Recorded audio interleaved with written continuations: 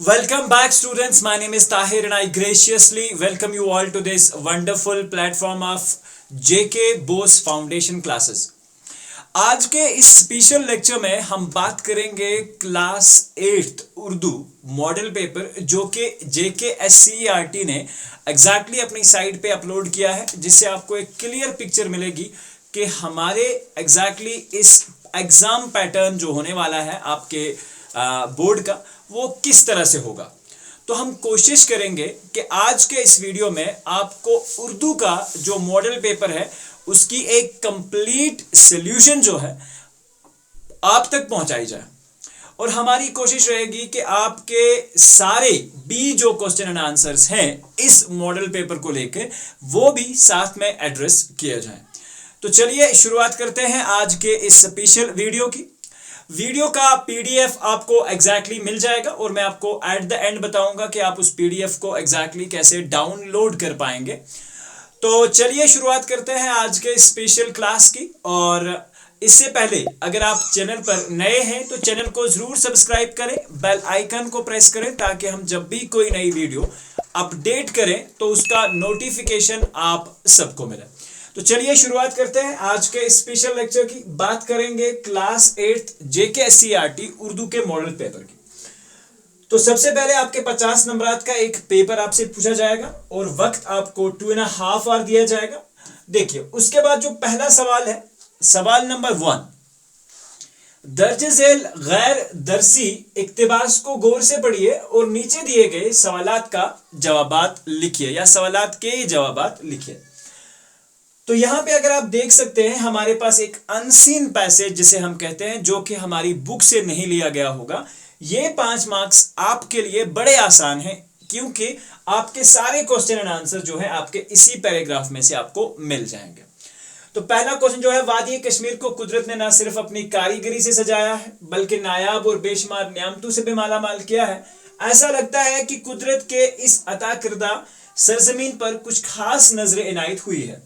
हुस्न जमाल से माला माल कश्मीर बेशुमार नियामतों की वजह से पूरी दुनिया में एक अलग और मुनफरिद पहचान रखता है। फिर चाहे बात की जाए सरसब्ज शादाब जंगलात की, मोतदिल आबो हवा की, झिलमिलाते आबशारों और झरनों की, या फिर बात की जाए दरियाए जहलम की। वादी कश्मीर की खूबसूरती को मजीद निखारने में दरियाए जहलम अपना एक मुनफरिद मुकाम रखता है। इसका कश्मीरी नाम वैथ है। ये दरिया जिला अनंतनाग के वेरी नाग से निकलता है, फिर कई जिलों से गुजर कर उड़ी के रास्ते पाकिस्तान में दाखिल होता है। यह दरिया शहर श्रीनगर को 2 हिस्सों में तकसीम करता है और श्रीनगर से गुजरने के बाद जिला बांडीपुरा में जिले वुलर से होकर गुजरता है। कश्मीर में ज़राअत का भी सारा दारोमदार इसी दरिया पर है। तो ये हमारे पास एक अनसीन पैसेज है जिसमें दरियाए जहलम के बारे में इंफॉर्मेशन दी गई है। आपने क्या काम करना है एग्जैक्टली, इसके पीछे आपको जो सवालात और जवाबात दिए जाएंगे उनके क्वेश्चन एंड आंसर्स के आपको आंसर्स लिखने हैं, जो सारे आपको इस पैराग्राफ में से मिलेंगे। तो पहला सवाल, दरियाए जहलम को कश्मीरी में क्या कहते हैं? जवाब, दरियाए जहलम का कश्मीरी नाम वैथ है। दरियाए जहलम किस नाग से निकलता है? इसका जवाब है ये दरिया जिला अनंतनाग के वेरी नाग से निकलता है। जिले वुलर किस जिला में है? सबसे पहले जिले वुलर जिला बांडीपुरा में है। दरियाए जहलम कश्मीर के लिए क्यों फायदेमंद है? दरियाए जहलम कश्मीर के लिए इसलिए फायदेमंद है क्योंकि कश्मीर में ज़राअत का यानी कि एग्रीकल्चर का सारा ही दारोमदार इसी दरिया पर है। सारी आबपाशी वगैरह जो है वो इसी दरिया की वजह से होती है, तो ज़राअत के लिए ये बहुत इंपॉर्टेंट है। उसके बाद जहलम किस मकाम पर पाकिस्तान में दाखिल होता है? अगर आप इसका सिंपल आंसर देखें तो जहलम आप लिख सकते हैं, ये आंसर भी आप लिख सकते हैं, जहलम जो है उड़ी के मकाम से, जहलम उड़ी के मकाम से पाकिस्तान में दाखिल होता है, में दाखिल होता है। ठीक है, तो आप ये एग्जैक्टली इस तरह से भी इसका आंसर जो है वो लिख सकते हैं। उसके बाद है सवाल नंबर 2, दर्ज झेल दरसी नज़म के बंद को गौर से पढ़िए और आखिर में दिए गए सवालात में दुरुस्त जवाब का इंतखाब कीजिए। तो देखिए आपके पास सवाल क्या है। सवाल बहुत सिंपल है। ये एग्जैक्टली आपका राम जी बनवास जाते हुए जो नज़म है सीता जी की आहुजारी उसमें से लिया गया है। हमराह अपने बन को मुझे नाथ ले चलो, रेखा तुम्हारे चरणों की हूं साथ ले चलो, नाजुक है मेरा शीशा दिल टूट जाएगा, छूटा तुम्हारा साथ तो जी छूट जाएगा, रातें न कट सकेंगी अकेले फराक की, कड़ियां वो जिसने जेली हूं जेले फराक की। तो इस सवालात के इस नज़म के ऊपर मबनी जो सवालात हैं वो किस तरह से पूछे जा सकते हैं, जैसे ये बंद किस नज़म से लिया गया है, तो ये बंद जो है आपका ये सीता जी की आहुजारी से लिया गया है। ये नज़म किसने तहरीर की है, तो ये नज़म बेसिकली सरवर जहां ने तहरीर करी है यानी कि लिखी है। नज़म में किस अजीम औरत की बात की जा रही है, तो नज़म में बेसिकली सीता जी की आहुजारी यानी कि सीता जी के बारे में बात की जा रही है। रामचंद्र जी कहां जा रहे, रामचंद्र जी बनवास जा रहे हैं।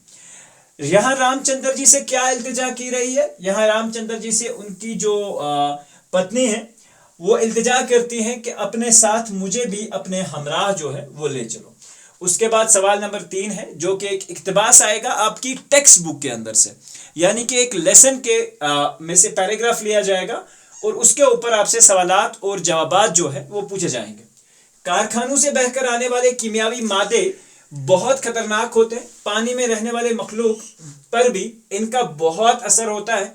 बरसात में खेतों का पानी जब सैलाब की शक्ल में दरियाओं में आता है तो अपने अंदर कीड़े मार दवाओं का जहर भी साथ लाता है, जिससे दरिया की मछलियां मर जाती हैं। एक जमाना था जब हमारे महल्लों में साफ और शफाफ नाले होते थे, अब वो गंदे नालों में तब्दील हो चुके हैं। अब ये पानी कपड़े धोने के लायक भी नहीं रहा है। ये एक एक्सट्रैक्ट है, एक पैराग्राफ है और उसके बेस पे आपको नीचे फिल इन द ब्लैंक्स दिए गए हैं जो कि हम कुछ यूं पुर करेंगे जो कि सामने आपके लिखे हुए हैं। खेतों का पानी डैश डैश की वजह से जहर आलूदा हो जाता है। तो खेतों का पानी जो होता है बेसिकली वो अगर हम देखें तो कीड़ा मार दवाएं जो होती हैं, कीड़ा मार दवाओं से जहर आलूदा हो जाता है। ठीक है, कीड़ा मार दवाओं से जहर आलूदा हो जाता है या सैलाब की वजह से जहर आलूदा हो जाता है। हमारे महल्लों में डैश डैश पानी के नाले होते थे, साफ व शफाफ पानी के नाले होते थे, साफ व शफाफ पानी के नाले होते थे, साफ व शफाफ। उसके बाद हमारे नालों का पानी अब डैश डैश धोने के काबिल भी नहीं रहा, हमारे नालों का पानी अब कपड़े धोने के, ये कपड़े तो है धोने तो है ही, कपड़े धोने के काबिल भी नहीं रहा। गंदे पानी की वजह से डैश डैश मर जाती हैं, गंदे पानी की वजह से पानी में जो मछलियां हैं वो मर जाते हैं। ये इक़्तिबास हमारी किताब के सबक उफ ये माहौलियाती आलूदगी में से लिया गया है। उफ ये माहौलियाती आलूदगी, ठीक, उफ ये माहौलियाती आलूदगी। आई होप कि ये इस तरह के जो क्वेश्चंस हैं ये आप ऐसा समझे कि पैराग्राफ किसी और लेसन में भी आ सकता है। लेसन को बहुत अच्छे से पढ़ के जाना है। आलूदगी की कितनी किस्में होती हैं, तो आलूदगी की बहुत सारी किस्में होती हैं। जैसे हवा की आलूदगी, अगर हम बात करें इसमें अगर देखेंगे तो हवा की आलूदगी, पानी की आलूदगी, इस तरह से आप लिख सकते हैं। जमीन की आलूदगी जिसे हम एग्जैक्टली लैंड पोल्यूशन भी बोलते हैं आलूदगी, या शोर की वजह से आलूदगी जिसे हम नॉइज पोल्यूशन बोलते हैं, शोर की वजह से आलूदगी, ठीक है, जिसे हम नॉइज पोल्यूशन भी बोलते हैं। ठीक है, तो यहाँ पे एग्जैक्टली होता है हमारा ये एक्सट्रैक्ट जो है कंप्लीट। तो देखिए इसमें एक और सवाल भी पूछा गया है, इस इक्तिबास में किस आलूदगी का जिक्र किया गया है। जैसा कि आप समझ सकते हैं इस इक्तिबास में कुरे आबी में आलूदगी, या आप इसे समझ सकते हैं इस इक्तिबास में पानी की आलूदगी के बारे में जिक्र किया गया है। पानी की आलूदगी अगर आप सिंपल वर्ड्स में लिखना चाहें तो पानी की आलूदगी का जिक्र किया गया है। ठीक, बहुत सिंपल क्वेश्चन है। इस इक्तिबास के लिए किताबी अनवान के अलावा एक मुनासिब अनवान जो है वो आप तहरीर करें। ठीक है, तो ये इतना लंबा अगर आप आंसर लिखना चाहें तो बिल्कुल ठीक है, लेकिन अगर आप इसे आसानी से आंसर लिखना चाहें तो इसका उन्वान आएगा पानी की आलूदगी, पानी की आलूदगी। ठीक है, यानी कि वाटर पोल्यूशन, पानी की आलूदगी। बहुत सिंपल। तो चलिए अब बात करते हैं नेक्स्ट क्वेश्चन की, जो हिस्सा बे ग्रामर में से है। सवाल नंबर 4 आपसे पूछा जाएगा कि हिदायत के मुताबिक जवाब करें या अमल करें या जवाब लिखें। رشید ذہین ہے، اس جملے میں ذہین کیا ہے؟ ذہین کوالٹی ڈیفائن کرتا ہے تو ذہین صفت ہے. بلی نے چور کو پکڑا، اس جملے میں فعل کیا ہے؟ دیکھیے تین چیزوں کا دھیان رکھیے گا. فعل جو ہوتا ہے وہ ہمارا کام، ٹھیک ہے، اور دوسرا فاعل. فاعل کہتے ہیں کام کے کرنے والے کو، کام کے کرنے والے کو، کرنے والے کو، ٹھیک ہے. اور اس کے بعد ہوتا ہے مفعول. مفعول کہلاتا ہے جس پر کام کیا جائے یا جس پر کام صادر ہو، جس پر کام صادر ہو، جس پر کام صادر ہو، یعنی کہ جس پہ کام کیا جائے. جیسے بلی نے چوہے کو پکڑا تو بلی یہاں پہ فاعل ہے جو کام کر رہی ہے، پکڑنا یہاں کام ہو رہا ہے اور یہ کام چوہے پہ ہو رہا ہے تو چوہا یہاں مفعول ہے. لیکن ہم سے پوچھا گیا ہے کہ بلی نے چوہے کو پکڑا، اس جملے میں فعل کیا ہے؟ ٹھیک ہے، تو فعل یعنی کہ کام کیا ہے، تو فعل اس جملے میں پکڑا ہے. مجید لکھ رہا ہے، اس جملے میں مجید فاعل ہے یا مفعول؟ مجید کام کرنے والا ہے تو obviously اس جملے میں مجید جو ہے وہ فاعل ہے. آگے بڑھتے ہیں. اس پر بتایا گیا ہے میں نے کھانا کھایا. کھانا کھانے کی بات ہو رہی ہے لیکن پیچھے ماضی میں کھایا گیا ہے، ابھی تو کھایا نہیں جا رہا تو وہ فعل حال میں آئے گا جو پریزنٹ کی بات کریں گے ہم. لیکن یہ کہہ رہا ہے کہ میں نے کھانا کھایا یعنی کہ کھانا کھا لیا ہے تو یہ جملہ فعل ماضی ہے. اس کے بعد سوال نمبر 5 میں آپ سے پوچھا گیا ہے کہ درج ذیل الفاظ میں سے واحد کے جمع لکھیے. واحد فکر، افکار، عمل، اعمال، آلہ، آلات، کلی، کلیات، یا اگر کلی ہے تو کلیات. ٹھیک ہے، تو چلیے اب بات کرتے ہیں نیکسٹ کانسیپٹ کی. ضد ازداد لکھیے. جیسے سلیقہ، ضروری، اندرونی اور دن. سلیقہ اس کا اپوزٹ جو آئے گا بد سلیقہ، ضروری غیر ضروری، اندرونی بیرونی، دن اور رات. آگے بڑھتے ہیں اور دیکھتے ہیں. یہاں سے ہم سے پوچھا گیا ہے، کچھ تصویریں دے رکھی ہیں. دیکھیے یہاں پہ کچھ لوگ کھیل رہے ہیں اور وہ ایک فٹ بال کا گیم کھیل رہے ہیں، یعنی کہ یا تو آپ فٹ بال پہ مضمون لکھیں گے یا یہاں پہ کھیلوں کی اہمیت کے اوپر مضمون لکھا جا سکتا ہے. تو یہاں جیلے ڈل کی ایک تصویر آپ کو دکھائی گئی ہے، تو جیلے ڈل کے نظارے جو ہیں وہ آپ دیکھ سکتے ہیں. ان میں ایگزیکٹلی یہ کھیلوں کی اہمیت ہے جس کا مضمون آپ کے سامنے لکھا ہوا ہے. آپ بڑی آسانی سے اس کا اسکرین شاٹ لے سکتے ہیں، یا ایٹ دا اینڈ میں آپ کو بتاؤں گا کہ آپ پی ڈی ایف کیسے ڈاؤن لوڈ کر پائیں گے، جو کہ ڈسکرپشن باکس میں آپ کو دی جائے گی. تو پلیز آپ میک شیور کریں کہ آپ وہاں تک ویڈیو کو ضرور دیکھیں. تو یہ جو ہے کھیلوں کی اہمیت مضمون ہے اور یہ آپ اچھے سے یاد کر سکتے ہیں اور اس کا اسکرین شاٹ لے کر اپنے پاس سیو رکھ سکتے ہیں. اس کے بعد فٹ بال کے اوپر بھی جو مضمون ہے وہ آپ یہاں پہ دیکھ سکتے ہیں، ہم نے لکھا ہوا ہے. اور ایگزیکٹلی ایسا میرا لگ رہا ہے کہ یہ والا پکچر جو ہے فائنل ایگزام میں بھی پوچھا جا سکتا ہے. تو چلیے یہ ہمارا فٹ بال کا ہو گیا. اور اس کے بعد جیلے ڈل. تو جیلے ڈل کے اوپر یہ پورا ایک مضمون جو ہے ہم ایگزیکٹلی لکھ چکے ہیں، تو آپ اس مضمون کو بھی اپنے کاپی میں درج کر سکتے ہیں. چلیے اب بات کرتے ہیں آگے. سوال نمبر 7، درج ذیل الفاظ کو جملوں میں استعمال کیجئے صرف 3 کے، اور اس کے نمبرات بھی 3 ہیں. 3 ہی کرنے ہیں آپ کو، اس میں سے آپ کو ایگزیکٹلی 5 دیے جائیں گے. تو میسر، ہندوستان میں ہر پریوار کو مفت راشن، یہاں پہ مہیا لکھا ہوا ہے لیکن مفت راشن میسر ہے، ٹھیک، یا میسر کیا جا رہا ہے. دلی کوا کو بیکار چھوڑ دینا بڑی کاہلی ہے. تو کوا کو آپ اس طرح استعمال کر سکتے ہیں. اخبارات، جموں کشمیر میں بہت سے اردو اخبارات شائع ہوتے ہیں، یعنی کہ اس طرح سے آپ کو سینٹینس بولنا ہے جہاں پہ ایگزیکٹلی آپ کے پاس وہ ورڈ جو ہے وہ اس میں استعمال ہو. انعام، ہندوستان میں ادبی انعام کسے ملا، یا ادبی انعام، ٹھیک ہے، کسے دیا جاتا ہے. فصاحت، میرا دوست ہمیشہ اپنی بات چیت پرخلوص فصاحت انداز میں، ایک اچھے انداز میں کرتا ہے، ٹھیک. تو چلیے اس کے بعد ہے نیچے دیے گئے لفظوں کو اپنے جملوں میں استعمال کیجئے. یہ ہم نے سٹار میں آپ کو کچھ کوسچنز دے رکھے ہیں کہ یہ جملوں میں آ سکتے ہیں، تو پلیز میک شور کہ آپ یہ جملوں میں اتاریں گے. دریائے توی پر خوبصورت پل تعمیر ہے. پہاڑ برف سے ڈھکے ہوئے ہیں. وطن، میرا وطن بہت ہی خوبصورت ہے. تو اس طرح سے جیسے منظر، سردیوں میں پہاڑوں کا منظر دیکھنے کے لائق ہوتا ہے. چمن میں ہر طرف پھول ہی پھول تھے. چاندنی رات کا سما دیکھنے لائق تھا. آئی بات سمجھ. اس کے بعد جو نیکسٹ کوسچن ہے وہ اگر یہاں پہ آپ دیکھ سکتے ہیں، سوال نمبر 8 ہے. اپنے والد صاحب کے نام ایک ای میل لکھیے جس میں کتابوں کا خرچہ بھیجنے کی بات کری گئی ہو. تو یہاں پہ آپ دیکھ سکتے ہیں اوپر آپ ای میل لکھیں گے، پھر ایگزیکٹلی اس پاپا کو عزت یا باپ کو عزت دی جاتی ہے. محترم قبلہ والد صاحب، آپ کا آج ہی ای میل نامہ میں پڑھا. پڑھ کر دل کو تسکین ہوئی یعنی کہ خوشی ہوئی. یہاں آج کل سردی ہے مگر آپ خوش قسمت ہیں جو جموں شہر میں ہیں جہاں موسم اچھا ہے اور زیادہ سردی نہیں. آپ کو معلوم ہے کہ ہمارا سالانہ امتحان اگست ستمبر 2023 میں ہوا تھا جس کا نتیجہ کل ہی ریڈیو کشمیر سے نشر کیا گیا. آپ کو یہ جان کر خوشی ہوگی کہ ہمیں اس امتحان میں کامیابی حاصل ہو گئی ہے. اب آگے داخلہ لینا ہے, تعلیم کو جاری رکھنا ہے. داخلے کی میعاد صرف 15 دن رکھی گئی ہے. مجھے فیس, کتابوں اور وردی کے لیے رقم چاہیے, اس لیے التماس ہے کہ جتنی جلدی ممکن ہو مبلغہ 1000 روپے بذریعہ ای میل یا گوگل پے پر بھیج کر شکر گزاری کا موقع بخشے. یہاں گھر پر سب خیریت سے ہیں اور میری صحت بھی اچھی ہے, کوئی فکر نہ کرے, گرامہ نامی کا انتظار رہے گا. زیادہ آداب, آپ کا بیٹا اشوک کمار سوری. ٹھیک.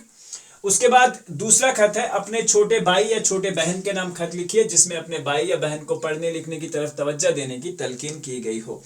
تو اس طرح سے خط لکھا گیا ہے. یہ جان کر, یہ خط کا طریقہ اوپر آپ دیکھ سکتے ہیں, یہ جان کر دکھ ہوا کہ آپ نے تعلیم حاصل کرنے سے منہ موڑ لیا ہے اور آوارہ پھر رہے ہیں. آپ جانتے ہیں کہ تعلیم ایک ایسا نور ہے جو مشعل راہ ہے, یہ ایک کرن ہے جو انسان کو اندھیرے سے نکال کر روشنی کی طرف لے جاتی ہے.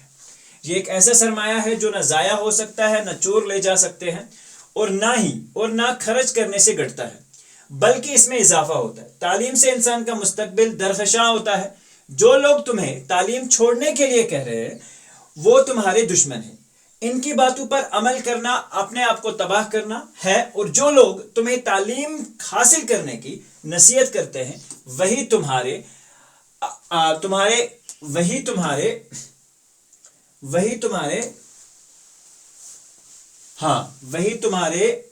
ایکچولی یہ جو ہے یہاں پہ